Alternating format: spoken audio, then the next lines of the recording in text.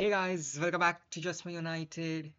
Oh, so happy I am after the Crystal Palace win, and of course, recording a video after a huge win is really encouraging, and it makes my day as well. It just makes me more happier. But we don't have time for a whole week. We are playing midweek against Everton tomorrow night. It's Manchester United versus Everton in a huge Premier League clash.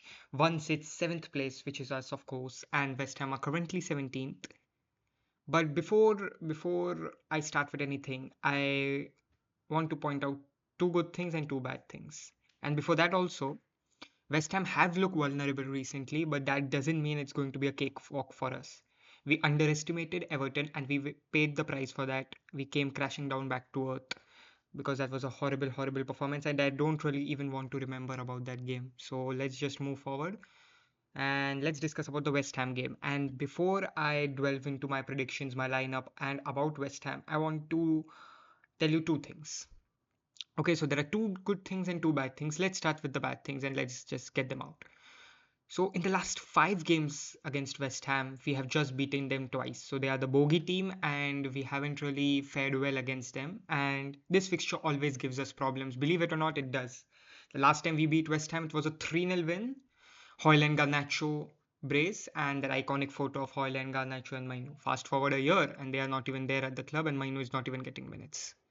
So things really change fast at football. And secondly, Nuno was appointed the manager for West Ham this season, but last season he was at Nottingham Forest, who did the double over us. So Nuno knows Amorim really well. Amorim also knows Nuno really well. But he's done the double over us, so we have to be a little wary about that. And of course, this West Ham team is miles off the Nottingham Forest that we saw last season, but still, we need to be alert and we need to get back to back victories. And the two good things. One, United are coming off a very encouraging victory over Palace. I know the goals came from set pieces, the goals weren't from open play, but we got the goals, we got the 3 points. We weren't expecting the 3 points. I don't know why everyone is acting like we are playing shit. Okay, maybe we were shit in the first half, but in the second half we improved and we scored two goals. However they came, we scored two goals and we won the game in a game where everyone was expecting us to lose. So I think that should be taken as a positive instead of finding a negative in the narrative right there. And the second good news, Lucas Paqueta, the creator in chief, the provider of in chief for West Ham, is unavailable for this game as he got a stupid red card for dissent against Liverpool. So that's a big positive for us that their key players are missing, and we need to take advantage of this. Of course, I'll be talking about West Ham first. I'll be talking about United also, their recent results, their prediction, and my score prediction, and of course, the predicted lineup as well, as you know how the agenda goes. So let's get straight into it.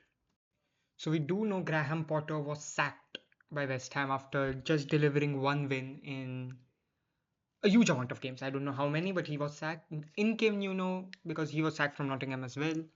So his start wasn't as great as everyone had hoped because one draw and two defeats certainly doesn't suggest that.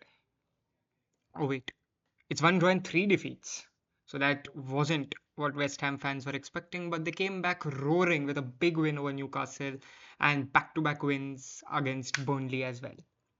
They drew to Bournemouth and lost to Liverpool. So if we see in the last five games as we do it, they've got two wins, two losses, and one draw. Whereas Manchester United, on the other hand, have done pretty well. They've got two draws, one defeat, two wins. So, which is good. I mean, it was really encouraging from United that we didn't play well against Everton, but let's forget about that. And they delivered a great performance against Crystal Palace, especially in the second half. I'm going to repeat it again and again. The second half performance was good. If we turn up against West Ham in the first half performance, we are not going to win. I think everybody does know that. And lads, I don't know when are you going to understand this, but you have to turn up tomorrow because it's a huge chance to close the gap on our top four contenders or top five contenders. We know it's a big game with, as I said, West Ham have some key players missing and they're not playing the best. If we see the Prem table right here, Manchester United currently sits 7th, whereas West Ham are 17th.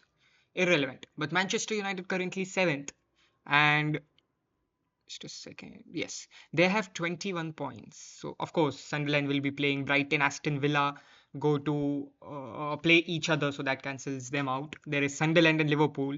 So there is a lot of. I mean, we have to be opportunistic here because we have a chance to close the gap. If we win, the best case scenario, we can climb to fifth place. I don't know what will happen with Sunderland, Liverpool, Brighton, Aston Villa, but we still can leapfrog some teams. We can leapfrog Sunderland and Brighton if Aston Villa and Liverpool win. Of course, the good news also was that West Ham, I'm so sorry, Newcastle and Spurs played out a 2-2 draw, so they are still 2 points behind us. Otherwise, one of the teams could have been level with us. Of course, Crystal Palace can leapfrog us if they win against Burnley away. Of course, Everton are on the same points with United. So yes, the table is a bit what's the word that I can use? Scrunchy? Whatever. The table is a bit scrunched, if that's the word. But yes, if we win, we can. I mean, it's a big opportunity for especially our top four aspirations. The lineup. Here we go.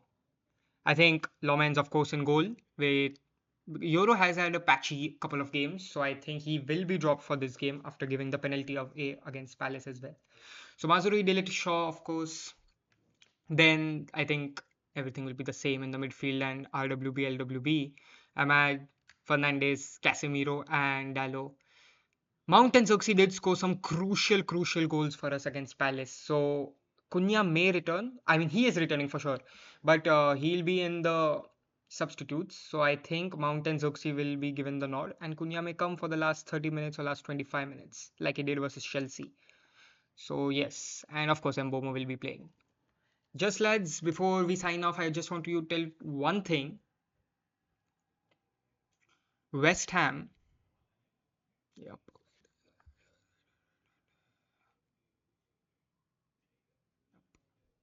West Ham have only scored. Oh, they've scored 15 goals. Okay. That is interesting.